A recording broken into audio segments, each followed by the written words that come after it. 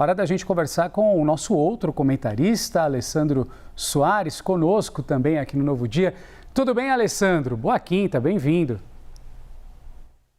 Bom dia, Renan. Bom dia a todos. Bom dia. Vamos lá, Alessandro. O primeiro assunto é a rejeição da Polícia Federal à proposta de delação de Daniel Vorcaro. A gente relembra, a PF acredita que o ex-banqueiro não entregou.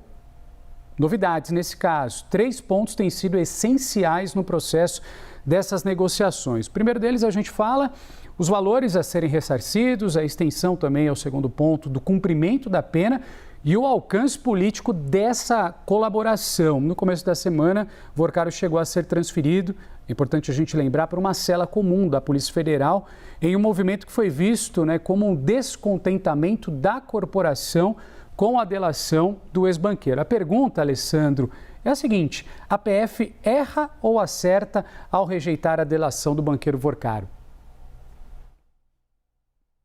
Renan, eu acho que para a gente poder responder a essa pergunta, a gente teria realmente que ter em mãos a fundamentação, a análise de todo o material que foi utilizado pela Polícia Federal para tentar entender exatamente quais foram as razões que levaram a polícia a essa rejeição. O que nós temos nesse exato momento é algumas impressões que nos levam à conclusão de que essa rejeição, em tese, ela foi correta no sentido de que, se uma delação premiada, uma colaboração premiada, tem por funcionalidade, tem por função e finalidade ajudar nas investigações, desarticular a organização criminosa, trazer informações, dados, indicar a hierarquia dessa organização criminosa, situações que o próprio inquérito, a própria investigação não chegaria facilmente, aí você teria uma razão de ser para a delação ou a colaboração premiada. Se isso não está acontecendo, a Polícia Federal faz bem e fala: olha, você não trouxe nada de novo, você está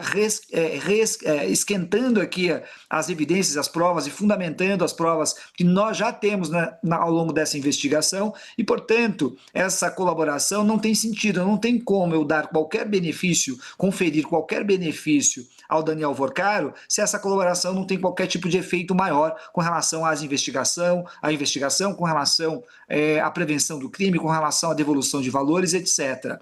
E aí entra uma segunda questão, Renan, que é a seguinte: você teve aí uma situação onde, ao que tudo indica, a Polícia Federal fez essa atitude de impedir a delação nesse exato momento, rejeitá-la. Você tem a Procuradoria-Geral da República, que, em tese, pelo menos, está ainda realizando algum nível de diálogo com a defesa do Daniel Vorcaro, com o intuito de uma delação premiada. A gente não sabe o que vai acontecer agora. E você tem essa atitude da polícia, que é retirar o Daniel Vorcaro de uma cela específica, mais particularizada, uma cela que já era, vamos dizer assim, a gente pode até falar um certo benefício para o Daniel Vorcaro, e levá-lo para uma cela de natureza comum, onde ele já começa a reclamar dessa prisão. E aí, nesse cenário, qual que é o problema que eu vejo, tá? É essa ideia de: olha, primeiro eu mando o cara para uma cela comum, rejeito a delação premiada dele na Polícia Federal, para tentar forçá-lo a fazer uma delação verdadeira. Eu confesso para vocês que eu não me apetece muito, eu não gosto muito desse tipo de modelo de delação, que é uma delação forçada. A gente sabe que a delação e a colaboração, ela deve ser espontânea por parte de quem vai realizá-la. E a pessoa, de fato, ela não pode sofrer nenhum tipo de transtorno maior e indevido. Então, quando você vê essa articulação de momentos, eu desconfio, às vezes, que está se realizando, na verdade, olha, fale mais. Veja, se o sujeito não tem mais o que falar, se as investigações estão andando, você não faz esse tipo de articulação. E eu estou falando aqui, Renan, que é uma suspeita que eu tenho. Eu confesso que eu não gosto dessa questão de você prender o sujeito, você coloca numa cela, você pressiona ele e depois fala: você quer fazer uma delação premiada? Isso me parece muito mais uma tortura. E aqui isso vale tanto para a direita quanto para a esquerda. É uma questão do sujeito fazer uma delação, uma colaboração que seja verdadeira, que ele não omita informações quando essas informações são devidas, e que essa pessoa que faz essa colaboração premiada também traga informações que sejam realmente corretas e que possam colaborar, que não sejam falsas com relação àquilo que ele está pensando de benefícios no futuro com relação a essa delação, Renan. Alessandro, vamos falar agora sobre as fraudes do INSS.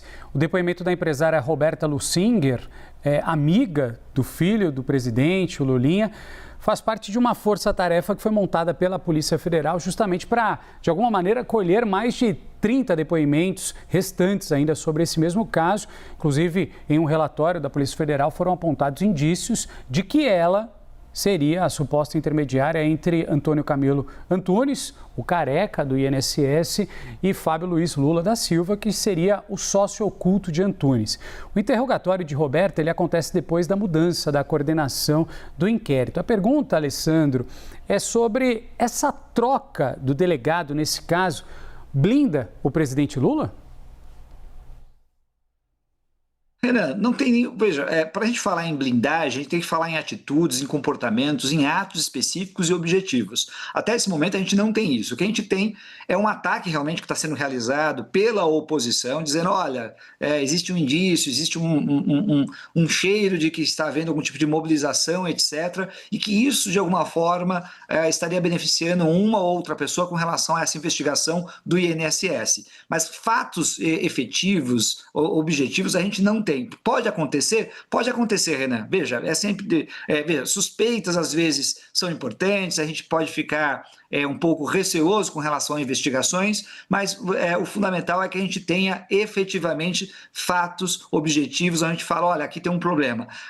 Nessa troca da coordenação, levantou-se muitas questões aí, a gente precisa lembrar uma coisa importante. Em primeiro lugar, você não tem, nesse tipo de situação, nenhum comando, nenhuma ordem, nenhum tipo de informação de que alguma autoridade tenha mandado ou indicado que se realizasse esse tipo de alteração ou modificação dentro da estrutura da Polícia Federal, naquilo que é de decisão do diretor-geral da Polícia Federal. E vale dizer aqui que o diretor-geral da Polícia Federal, né, nesse exato momento, é uma pessoa extremamente séria e competente nas suas atribuições. É muito difícil você afirmar qualquer tipo ou fazer qualquer tipo de insinuação com relação a essa decisão tomada pela direção da Polícia Federal. Claro, repito, Renan, pode surgir alguma coisa no futuro? Pode surgir, mas nesse exato momento não há absolutamente nada que possa ser dito com relação a isso. Você não tem nenhuma relação de amizade desses delegados novos que estão entrando agora, que são de uma coordenação específica, com relação a qualquer autoridade política no governo federal. Nada parecido, por exemplo, com o que a gente viu lá atrás, quando a gente teve no governo Bolsonaro, delegados da Polícia Federal que eram amigos da família, que visitavam a família e que começaram, né, a ser indicados, né, para cargos de direção dentro da Polícia Federal. Aqui você não tem nada parecido com isso. O que você tem basicamente é uma decisão burocrática interna da Polícia Federal e é relevante a gente dizer aqui que a Polícia Federal não se submete ao Supremo Tribunal Federal, são órgãos distintos, poderes distintos aqui. Claro, o ministro André Mendonça pode, e eu não sei se ficou realmente bravo com essa situação, etc., mas pode ficar indignado, pode ficar chateado que trocou um delegado, mas a questão não é essa, ele não tem que ficar apegado a qualquer delegado de Polícia Federal, ele tem que se apegar à instituição. Todos os delegados de Polícia Federal são profissionais, são concursados, têm uma carreira dentro da Polícia Federal, os órgãos são estabelecidos na legislação, na organização interna da própria Polícia Federal, então você tem uma administração da polícia que é impessoal, que não tem aí nenhum tipo de tratamento, né, que não seja isonômico com relação à investigação. Repito, nós não temos nesse exato momento, Renan, nenhum tipo de indício real que exista qualquer tipo de blindagem com relação a qualquer pessoa dentro do inquérito do INSS. Vale dizer que o inquérito aqui é do INSS, ou seja, são várias pessoas que são investigadas, não é uma ou outra, embora o contexto político nosso leve aí uma parte da oposição a fazer todo um ataque com relação ao presidente Lula, com relação ao filho do presidente Lula, e eu acho que nesse exato momento isso vai se acirrar ainda mais, vai aumentar ainda mais a tensão, porque você tem um momento muito delicado na direita e particularmente na extrema-direita, por causa dessa situação do Flávio Bolsonaro com o banqueiro Daniel Vorcaro, que está literalmente sangrando em praça pública, né, o capital político, se é que existia, do Flávio Bolsonaro. Alessandro, por fim, vamos falar sobre a troca do marqueteiro da campanha do pré-candidato à presidência da República, Flávio Bolsonaro. A gente relembra a nossa audiência que Marcelo Lopes acabou deixando o posto. Ele informou que não poderá colaborar com a campanha do senador. O publicitário, o Eduardo Fischer, agora assume essa função. Aliados estão avaliando que esse episódio acontece em meio à repercussão da relação do senador com Daniel Vorcaro e que o fato acabou ampliando essa pressão sobre a equipe de comunicação da campanha. Alessandro, para você, trocar o marqueteiro da campanha resolve ou não esse desgaste? Renan, olha que coisa mais interessante. Há um tempo atrás as pessoas ficavam falando: bom, será que é problema de comunicação do governo? Será que a comunicação pode resolver questões de políticas públicas, divulgar para a população aquilo que o governo tem feito, os resultados econômicos, etc. E aqui, mais uma vez, aparece a questão da ideia de um marqueteiro tentar trazer a questão da comunicação como elemento central. É claro que comunicação é sempre algo muito importante, mas comunicação em certos contextos, não faz milagre. No caso do Flávio Bolsonaro, nós temos um problema delicado que é a principal peça do jogo político, que é ele mesmo. Ou seja, é um sujeito que no cenário político, e agora no cenário político eleitoral, como pré-candidato, não consegue dizer a verdade. Esse é um problema. E toda hora ele cai em contradição. Ele não consegue fazer uma narrativa clara com relação aos acontecimentos. E eu acredito e eu suspeito, e aí não tem marketing, não tem mágica que possa solucionar isso, e eu acredito que aqui a grande questão é tentar apresentar o Flávio Bolsonaro como alguém minimamente responsável, porque todo mundo sabe, se você não tiver um mínimo, não aparecer pelo menos com uma performance mínima de responsabilidade, embora a gente sabe que o pai do Flávio Bolsonaro nunca teve uma aparência muito de responsabilidade, mas tinha um caráter populista muito forte, e o Flávio não tem esse caráter populista, ou seja, ele não tem aquela versão meio popular de aparecer como alguém simples e do povo. Então é o ponto, vamos dizer assim, negativo do Flávio Bolsonaro, quando a gente compara com o próprio Bolsonaro. Sobra para ele essa questão da responsabilidade, aparecer com alguém com mínimo de seriedade.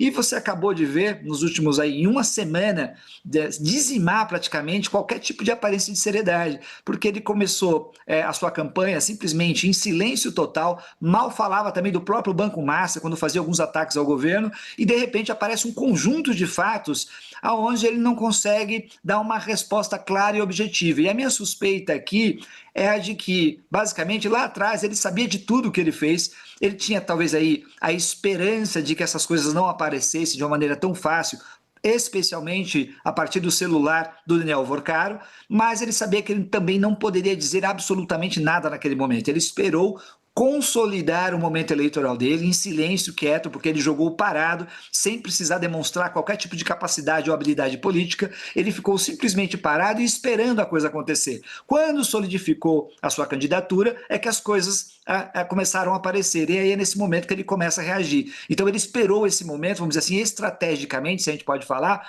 só que ele não tem habilidade política, Renan. Ele não consegue dar respostas claras, e isso para uma campanha presidencial é extremamente temerário. O próprio grupo político dele deve estar realmente muito desesperado com a possibilidade de debates com os próximos meses, com o que vai desenrolar daqui para frente. Inclusive, não só os apoiadores dentro do partido, mas também no próprio mercado financeiro, que apostaram muito suas fichas com relação a essa candidatura nos últimos dias. Aliás, antes do escândalo.